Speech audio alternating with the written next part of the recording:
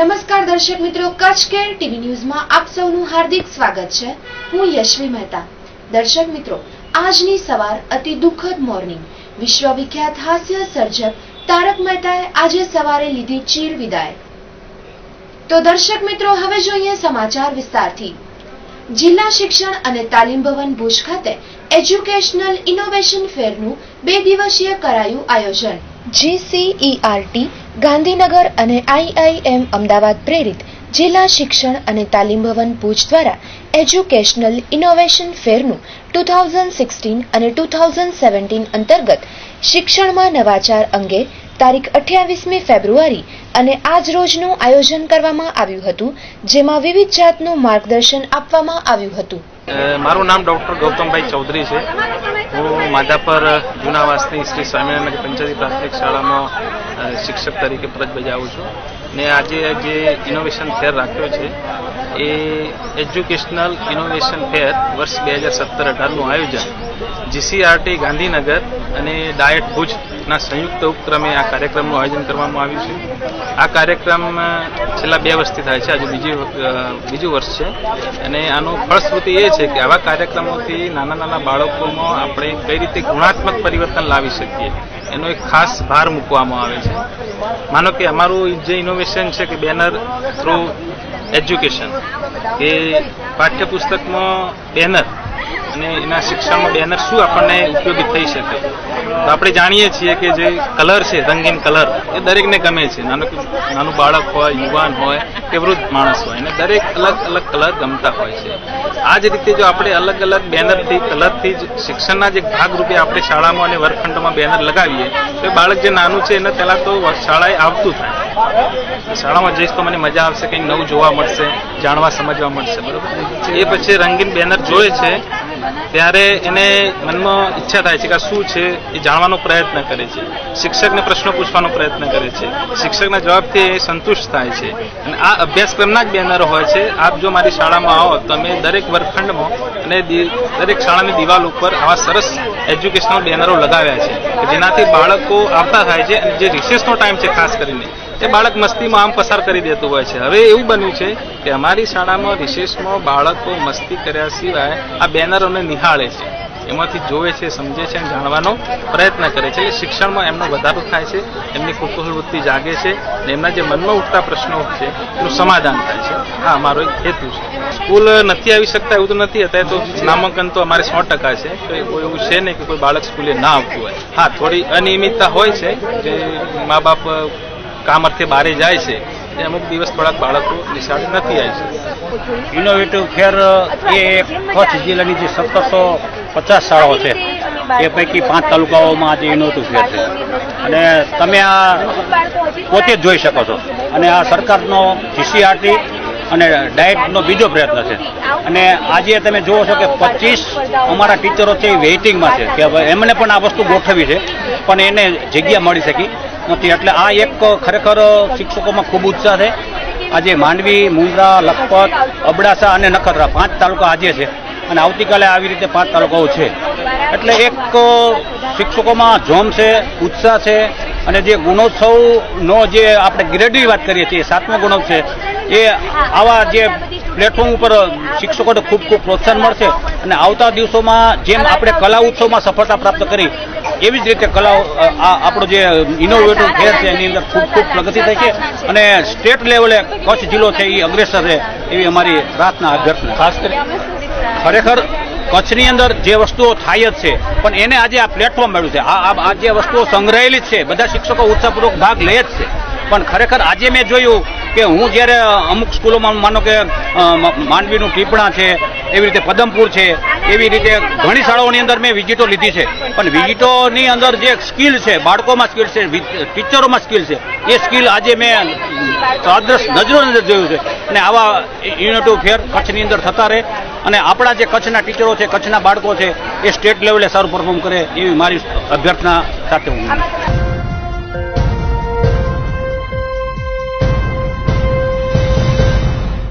કેરા મધ્યે HJD college ખાતે રાષ્ટ્રીય વિજ્ઞાન દિવસ નિમિત્તે કરાયું કાર્યક્રમનું આયોજન।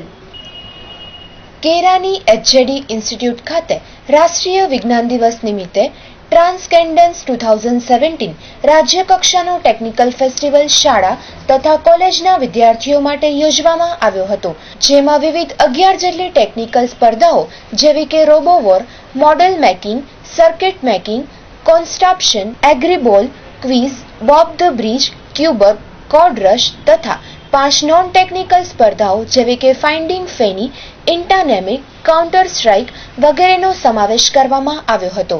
આ પ્રસંગે અતિથિ વિશેષ પદે ડોક્ટર સી.બી. જાડેજા, કચ્છ યુનિવર્સિટીના વાઇસ ચાન્સેલર, સંસ્થાના chairman Shri Jagdishbhai Halai, perfect glaze કંપનીના એક્ઝિક્યુટિવ મેનેજર શ્રી યોગેશભાઈ ગઢવી, સંસ્થાના એડમિનિસ્ટ્રેટર શ્રી હિરેન વ્યાસ દ્વારા દીપ પ્રાગટ્ય અને કોન્સ્ટ્રક્શન સ્પર્ધાથી આ સમગ્ર કાર્યક્રમનું ઉદ્ઘાટન કરવામાં આવ્યું હતું. સૌપ્રથમ સંસ્થાના પ્રિન્સિપાલ ડોક્ટર કલ્પના મહેશ્વરી દ્વારા મહેમાનોનું શાબ્દિક સ્વાગત કરી અને વિદ્યાર્થીઓને વિજ્ઞાન દિવસ અને ટેકનિકલ સ્પર્ધાનું મહત્વ સમજાવાયું હતું અને ત્યારબાદ જીઆઈસી કમિટીના સભ્ય ખુશ્બુ જોશી દ્વારા આ સ્પર્ધાની વિગતવાર માહિતી આપવામાં આવી હતી. અતિથિ વિશેષ ડોક્ટર સી.બી. જાડેજા દ્વારા આપવામાં આવેલ વ્યાખ્યાનમાં વિદ્યાર્થીઓને સૂચન કર્યું હતું કે જો 850 ભાગ લીધેલ વિદ્યાર્થીઓમાંથી 10% વિદ્યાર્થી પણ જો તેમના અંગત જીવનમાં હકારાત્મકતા લાવે તો એચજેડીની સ્પર્ધાની સાર્થકતા સિદ્ધ થશે તથા આ પ્રસંગે કચ્છની વિવિધ 15 માધ્યમિક તથા ઉચ્ચ માધ્યમિક શાળાના કુલ 186 વિદ્યાર્થીઓનું ટેકનિકલ સ્પર્ધા માટેનું પ્લેટફોર્મ પૂરું પાડવા બદલ એચજેડી સંસ્થાનો આભાર માનવામાં આવ્યો હતો. આ ઉપરાંત આ પ્રસંગે પરફેક્ટ ગ્લેઝ અને એચજેડી ઇન્સ્ટિટ્યૂટના એમઓયુ થયા અને તેઓ આ પ્રસંગના આર્થિક સહભાગી બન્યા હતા. સમગ્ર કાર્યક્રમમાં ગુજરાતની વિવિધ એન્જિનિયરિંગ કોલેજ જેવી કે તોલાણી કોલેજ, સરકારી ડિપ્લોમા અને ડિગ્રી એન્જિનિયરિંગ કોલેજ તથા વિરાયતન કોલેજ માંડવીમાંથી કુલ 790 જેટલા વિદ્યાર્થીઓએ ઉમળકાભેર ભાગ લીધો હતો. શાળાના વિદ્યાર્થીઓને એન્જિનિયરિંગ કેરિયર ગાઈડન્સ તથા લેબોરેટરીની મુલાકાત કરાવી હતી. કાર્યક્રમના અંતમાં chairman Shri Jagdishbhai Halai, principal doctor કલ્પના મહેશ્વરી, ડિપ્લોમા પ્રિન્સિપાલ શ્રી નવનીત પટેલ તથા વાઇસ પ્રિન્સિપાલ રસીલા હિરાણીના હસ્તે ઇનામ વિતરણ કરવામાં આવ્યું હતું. આ સમગ્ર કાર્યક્રમનું આયોજન સંસ્થાની જીઆઈસી કમિટી તથા એચએમએસ વિભાગ દ્વારા કરવામાં આવ્યું હતું. અંતમાં આભાર વિધિ એચએમએસના વડા ડોક્ટર સુધાંશુ ભટ્ટ દ્વારા કરવામાં આવી હતી. આ કાર્યક્રમનું સંચાલન ઇલેક્ટ્રિકલના વિદ્યાર્થી પ્રયાગરાજ ચોકસી દ્વારા કરવામાં આવ્યું હતું. Report by Ravilal Hirani.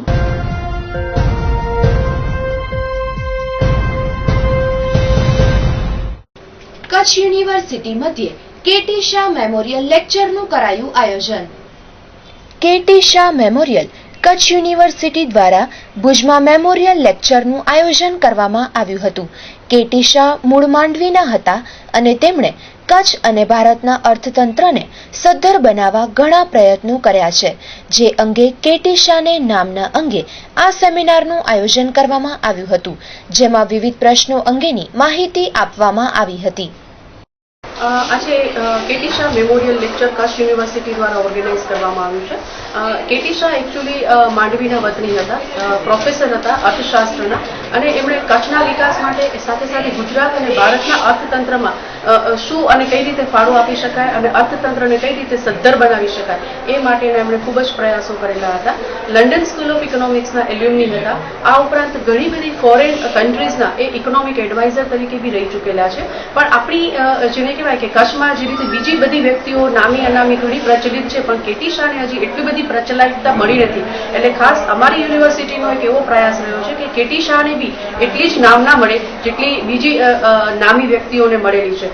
અને આ કચ્છના વિકાસને લગતો આ સેમિનાર રાખવામાં આવ્યો છે. એમાં કયા કયા પ્રશ્નો હોઈ શકે, પોસ્ટ અર્થક્વેક કયા પ્રશ્નો છે, પ્રી અર્થક્વેક કયા પ્રશ્નો હતા, એના વિકાસમાં વધારે શું યોગદાન આપી શકાય અને કઈ રીતે કચ્છને એક આગળ એક સારા અને ઉજાગર પ્રદેશ તરીકે આપણે ગુજરાતમાં વધારે નામના અપાવી શકીએ એ બાબતે આજે ચર્ચા કરવામાં આવશે. અચ્છા, ખાસ કરીને જે ચર્ચા થશે એમાં પછી એની ફલશ્રુતિ રૂપે શું?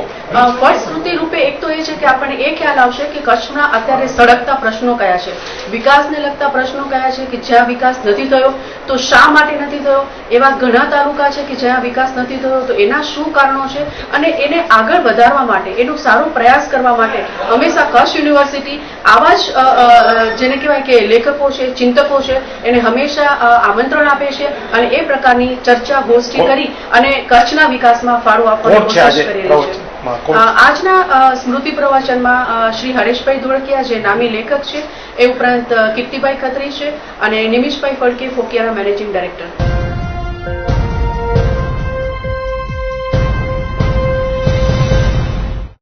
મહિલાઓ પર થતા અત્યાચાર મુદ્દે આજ રોજ કોંગ્રેસ દ્વારા સભાના આયોજન બાદ વિશાળ રેલી સાથે અપાયું આવેદનપત્ર. નલિયાકાંડની ઘટના બાદ કોંગ્રેસને મુદ્દો મળી જતા અગાઉ પ્રદેશ કોંગ્રેસ કમિટી દ્વારા નલિયાથી ગાંધીનગર સુધીની બેટી બચાવ રેલી યોજાઈ હતી, જ્યારે હવે યુથ કોંગ્રેસ દ્વારા મહિલા સ્વાભિમાન યુવા આક્રોશ રેલીનું આયોજન કરવામાં આવ્યું છે, જેમાં ગુજરાતના મહિલાઓ પર થતા અત્યાચાર મુદ્દે કોંગ્રેસ યુવા નેતાઓ દ્વારા અવાજ ઉપાડવામાં આવ્યો હતો. ભુજના ઓપન એર થિયેટર ખાતે યુથ કોંગ્રેસ દ્વારા વિશાળ સભા યોજાઈ હતી. મહિલા સ્વાભિમાન યુવા આક્રોશ રેલી અંતર્ગત કોંગ્રેસના રાષ્ટ્રીય યુવા નેતાઓએ ભુજમાં સભા ગજવી હતી.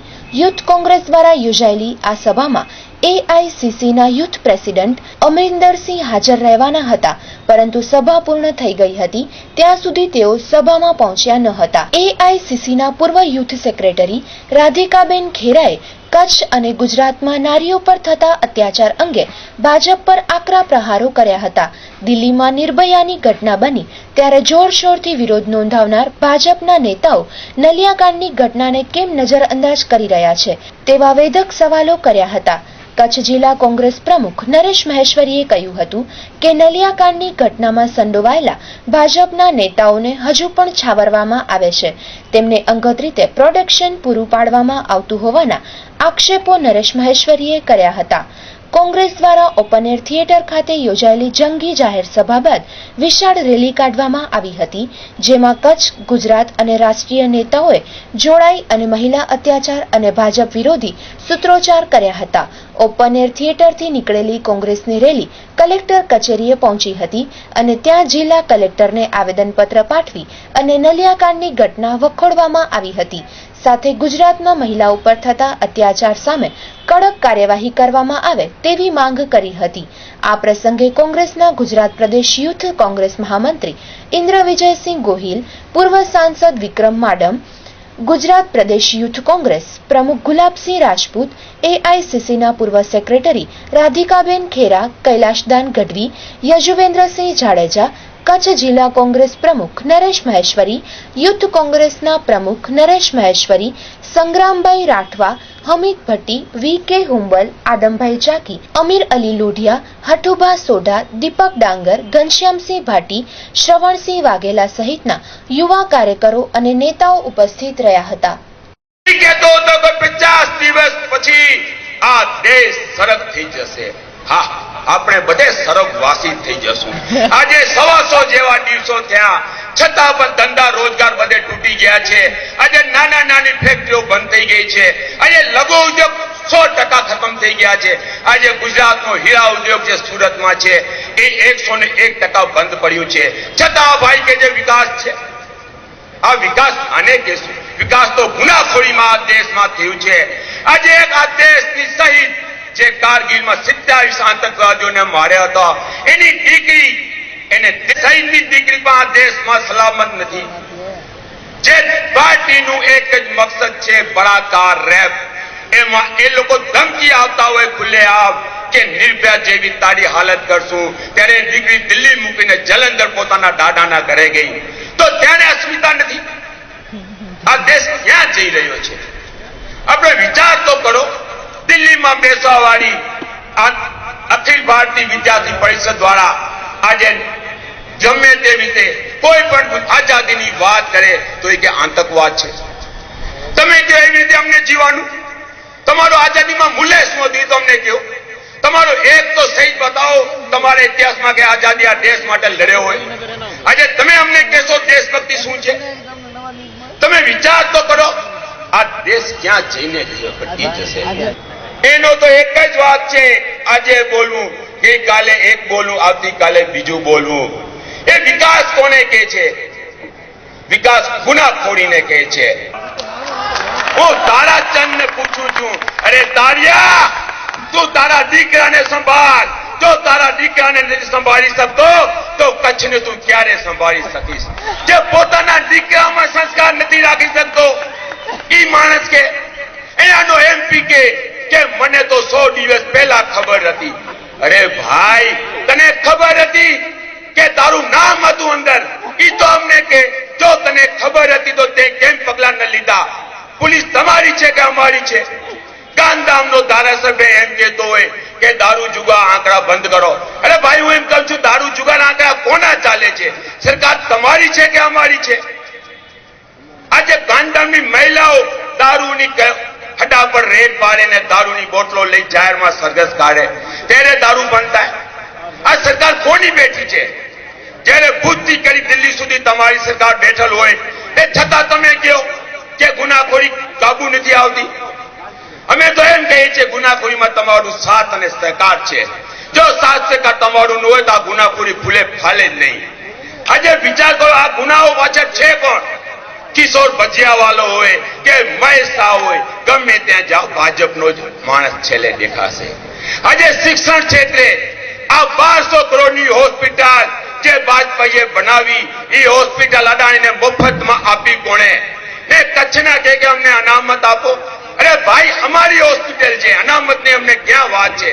જે હોસ્પિટલમાં જે સ્ટ્રેચર નથી, દર્દીને લઈ જવા સ્ટ્રેચર નથી, એ હોસ્પિટલ અદાણી વહીવટ કરે ને 1 કરોડ રૂપિયા એનઆરઆઈની સીટ પર એ ભાઈ લે છે. આજે શિક્ષણનું વેપારીકરણ કોણે કર્યું? અરે કોંગ્રેસના શાસનમાં તો ગરીબનો દીકરો મફતમાં ડોક્ટર થતો હતો. આજે આ સરકારમાં મિડલ ક્લાસનો દીકરો પણ ડોક્ટર શું ગ્રેજ્યુએટ પણ નહીં થઈ શકે. આજે પોલિટેકનિક કોલેજ છે, એમાં છેલ્લા 15 વર્ષથી પૂરતો स्टाफ नहीं। ये जो नालिया कांड सामने आया है, जिसमें कई बीजेपी आरएसएस के लीडरों का नाम सामने आया है, एक नालिया कांड ही नहीं, उसके 2 दिन बाद एक और केस सामने आया जिसमें बीजेपी के और नेता सांसद नाम सामने आ रहा है। तो हम आज यूथ कांग्रेस के माध्यम से कच्छ से हमने शुरुआत करी है, भुज से एक आंदोलन खड़ा करेंगे हम और पूरे गुजरात में हर डिस्ट्रिक्ट में, हर असेंबली में, हर गांव में इसको लेकर जाएंगे और गुजरात मॉडल, मोदी जी के गुजरात मॉडल जो वो कहते हैं कि महिलाओं का सम्मान हम करते हैं, उसकी सच्चाई एक एक गुजरात के नागरिक तक लेकर जाएंगे और सच्चाई लोगों तक लेकर जाएंगे। गुजरात ही नहीं, पूरे हिंदुस्तान में लेकर जाएंगे, पूरे विश्व में, क्योंकि मोदी जी सिर्फ गुजरात में नहीं, हिंदुस्तान में और बाहर जाके भी बोलते हैं कि यहाँ पे तो नारियों का बहुत सम्मान किया जाता है और गुजरात मॉडल ऐसा है वैसा है, लेकिन खुद ही उन्हीं के लोग यहाँ पे नारियों के साथ दुष्कर्म कर रहे हैं और उसको लेकर मोदी जी चुप है, मन की बात नहीं कर रहे, कोई भी बात नहीं कर रहे। वैसे तो वो जाके यूपी में दुनिया भर की बातें कर रहे हैं, लेकिन खुद के प्रदेश, जिस प्रदेश ने आज उनको मुख्यमंत्री से प्रधानमंत्री बना दिया, उस बात को उनके वहाँ के जो लोग हैं, वहाँ के लीडर हैं, उन पे ना कोई कार्रवाई कर रहे हैं और दबाने की पूरी तरह से हर चीज से उसको दबाने की कोशिश करी जा रही है। ये तो मीडिया है जिन्होंने इतना साहस दिखा के ये चीज को सामने लेकर आए हैं। तो मीडिया की मदद से और कांग्रेस का एक एक कार्यकर्ता, चाहे वो युवा कांग्रेस हो, बड़ी कांग्रेस हो या महिला कांग्रेस हो या NSUI हो, हम सड़कों पे उतरेंगे, इनकी सच्चाई जनता तक लेकर जाएंगे और इस बार यहाँ पे कांग्रेस की सरकार बनाएंगे। આપ સૌ જાણો છો મિત્રો, નલિયાકાંડ એ આખા હિન્દુસ્તાનમાં અને હિન્દુસ્તાનની બહાર પણ પ્રખ્યાત થઈ ચૂકેલો એક મુદ્દો છે।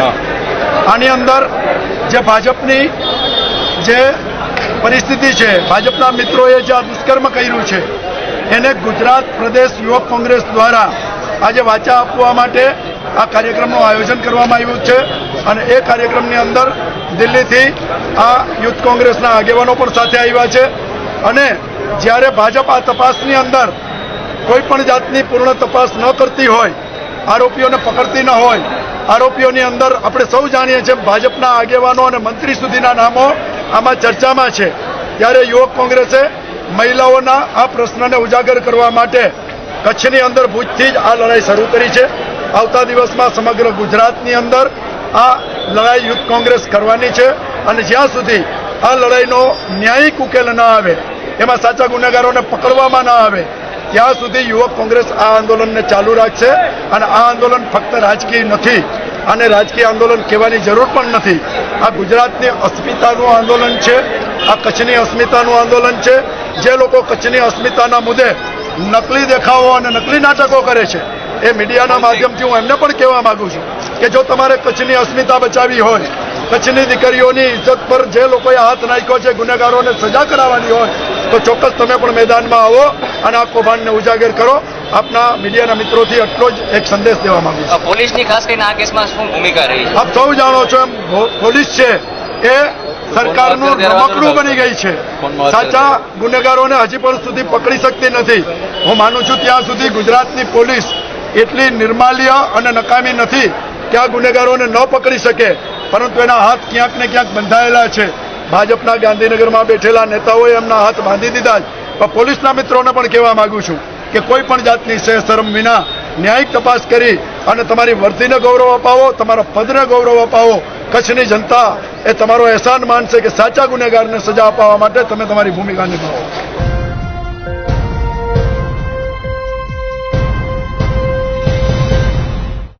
લોકતંત્ર રક્ષા મંચ દ્વારા કેરળમાં સામ્યવાદી અત્યાચારના વિરોધમાં ધરણા પ્રદર્શન સાથે આવેદનપત્ર અપાયું. ભુજમાં ટાઉન હોલ નજીક લોકતંત્ર રક્ષા મંચના નેજા હેઠળ વિવિધ રાષ્ટ્રવાદી સંગઠનોએ ધરણા યોજ્યા હતા. કેરળમાં રાષ્ટ્રવાદી સંગઠનના કાર્યકર્તાઓ પર થતા હુમલાઓની ઘટનાને વખોડી કાઢવામાં આવી હતી. પાલઘાટ જિલ્લાના કંજીકોટ વિસ્તારમાં આરએસએસ, બીજેપી તેમજ રાષ્ટ્રવાદી સંગઠનના કાર્યકરોના ઘર પર હુમલાઓ કરી અને આગ લગાડવામાં આવી હતી, જેમાં એક મહિલા સહિત 2ના મોત થયા છે અને અનેક લોકો ઘવાયા છે. ત્યારે આવા હિંસક બનાવો અટકાવવાની માંગ ઉઠી હતી. સાથે જ જવાબદાર પોલીસ અધિકારીઓની પણ ભેદભાવભરી નીતિને કારણે સ્થિતિ વણસતી જાય છે. રાષ્ટ્રવાદી સંગઠનો હિંસા ભડકાવનાર વિરુદ્ધ પોલીસ ફરિયાદ કરવા ગયા તો પોલીસે સામે તેમની જ ધરપકડ કરી હતી. ત્યારે રાજ્ય સરકાર પોતાની જવાબદારી સમજી અને આ રીતે બનતી ઘટનાઓ રોકે તેવી માંગ કરાઈ હતી. આ ધરણા પ્રદર્શનમાં લોકતંત્ર રક્ષા મંચના સંયોજક નવીનભાઈ વ્યાસ, કિશોરદાસજી મહારા, સ્વામી પ્રદીપ્તાનંદ, પન્નાબેન રૂડાણી, ભરતભાઈ ધોળકિયા, જોરાવરસિંહ રાઠોડ, ધીરેન ઠક્કર, ઝીણાભાઈ દબાસિયા, પ્રવીણ પિંડોરિયા સહિત મોટી સંખ્યામાં આગેવાનો સહિત મહિલાઓ તેમજ કાર્યકરો મોટી સંખ્યામાં જોડાયા હતા. કેરળ રાજ્યમાં અને ખાસ કરી અને કન્નૂર જિલ્લામાં આરએસએસ, બીજેપી અને રાષ્ટ્રવાદી સંગઠનના કાર્યકર્તાઓ પર કરાતા હુમલાનો વિરોધ કચ્છમાં નોંધાવાયો હતો. જિલ્લા મથક ભુજ ખાતે લોકતંત્ર રક્ષા મંચના નેજા હેઠળ કેરળની ઘટનાને વખોડી અને જિલ્લા કલેક્ટરને આવેદનપત્ર પાઠવવામાં આવ્યું હતું. કચ્છના રાષ્ટ્રવાદી સંગઠનોએ કલેક્ટર મારફતે આવેદનપત્ર પાઠવી અને કેરળની સરકાર દ્વારા આ મુદ્દે કડક કાર્યવાહી કરવામાં આવે તેવી માંગ કરી હતી. કેરળની અંદર વર્ષોથી આજકાલને વર્ષોથી 1946 થી લઈ અત્યાર સુધીમાં 50,000થી પણ વધારે એવા સ્વયંસેવકો, રાષ્ટ્રભક્તો, દેશભક્તોની જે નિર્મમ હત્યા કરવામાં આવી રહી છે એ અત્યારથી સંપૂર્ણ પ્રજા અજાણ છે, સમગ્ર ભારતની પ્રજા અજાણ છે.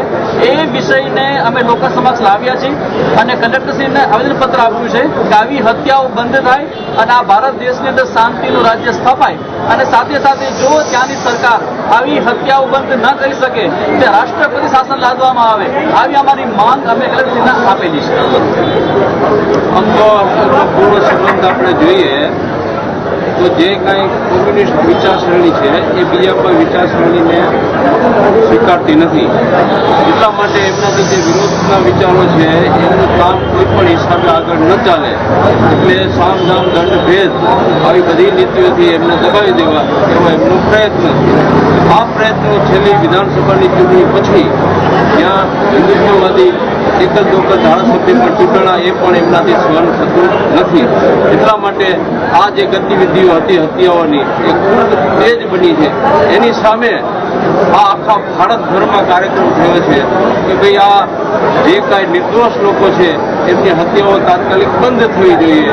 જે કાંઈ હત્યા થઈ છે જેના પરિવારના નાના નાના બાળકો અથવા તો કમાનાર વ્યક્તિ અથવા તો કોઈની બહેનો, કોઈની માતુશ્રી જે પરિવારમાંથી ગઈ છે એમના પરિવારને હવે કઈ રીતે આપણે એને ઊભો કરી શકીએ એના માટે એમના માટે જે કાંઈ વળતર અથવા તો એમને જે કાંઈ રોજીરોટી માટે જે કાંઈ કરવું પડે એ બધું કરી શકે એ માટે કેરળ સરકારને આવેદનપત્ર, રાષ્ટ્રપતિ મહોદયને આવેદનપત્ર આજે રોજ આપેલ છે.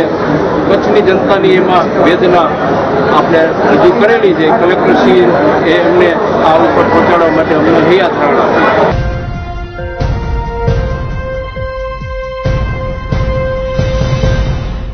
ગાંધીધામમાં સામાન્ય મુદ્દે થયેલ ઝઘડા બાદ કરાયું સમાધાન. ગાંધીધામના ગળપાદર શાંતિધામ 2 માં રહેતા કુસુમબેન ઉંમર વર્ષ 58 અને વનિતાબેન નામની મહિલાઓ વચ્ચે કોઈ કારણોસર ઝઘડો થયો હતો, જેમાં સામાન્ય મુદ્દે થયેલ બોલાચાલીમાં ફરિયાદ નોંધાતા 181 ઘટના સ્થળે પહોંચી ગયેલ અને આ લોકોને અંજાર લઈ ગયા હતા, જ્યાં કોઈ કારણોસર સમાધાન થઈ ગયું હતું. Report by Kishan Maheshwari. શું નામ તમારું બેન? મારું કુસુમ ચાવડા. આ તો શું બનાવ બન્યો હતો? બસ મારા ઘરમાંથી જેમ ગેટમાંથી બહાર નીકળી તો મને કે તું કાલથી ગાળો આપસ એમ કરીને માં ને દીકરી સુધી ભીડી જ ગઈ. કોણ હતા મારવામાં તમને? અને માં દીકરીને ઉપરથીનો ધણી શીખાડતો તો ઘરે જઈને ઘરમાં જઈને તો ધોકાવી નાખવાનું, ધોકે ધોકે મારી આવવાની. શું નામ એમના ધણીનું? એના ધણીનું નામ અજીત ખાવડા. બરોબર. ને દીકરીનું નામ વનિતા ખાવડા ને માનું નામ એરી અને માએ છે. કેટલા વાગે બનાવ બન્યો હતો? બસ 5:45 વાગે સુઈને ઉઠીને બસ સીધી ગેટની બહાર જેમ નીકળી એમ સીધી માં ને દીકરી ભીડી જ ગઈ અને એનો ભાડો ઉપરથી શીખાડ્યા હજી. બરોબર. તો હવે તમે શું? પેલા એક વખત આવીને મારે ધણીને થપ્પડ મારીને હાલી ગઈ ઘરમાં. તો તમને કેટલું વાગ્યું છે? તમને દેખાડ્યું તો ખરું ને, જોયું ને તમે. આ હાથમાં બટકું ભરી ગઈ, વાળ પારા પકડીને પાછળથી પીઠમાં ધબાધબ મારી, ઊભો થવાને મને મોકો ન દીધો અને સુડાવી દીધી.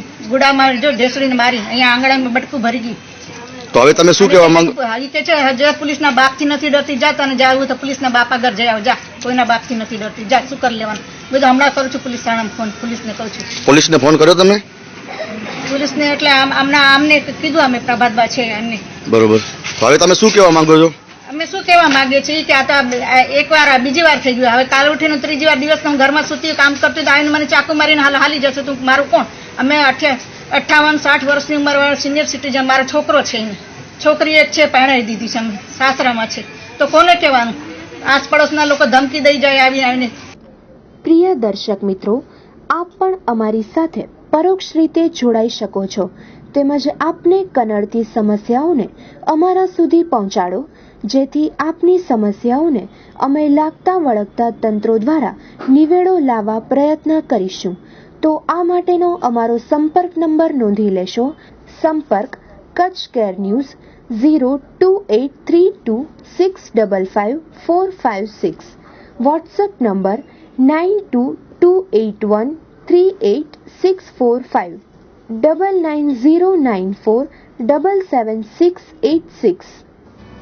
દર્શકોને જણાવવાનું કે કચ્છ કેરમાં પ્રસિદ્ધ થયેલ કોઈ પણ જાહેર ખબરમાં જણાવેલ માહિતી અથવા ઉત્પાદન કે સેવા સંદર્ભે વિજ્ઞાપનદાતાએ કરેલ દાવા અંગેની સંપૂર્ણ જવાબદારી વિજ્ઞાપનદાતાની જ રહેશે અને કચ્છ કેરની કોઈ પણ પ્રકારે જવાબદારી રહેશે નહીં. દર્શકોએ પોતાની રીતે પૂરતી તપાસ કરીને પોતાની જવાબદારીએ યોગ્ય નિર્ણય લેવાનો રહેશે.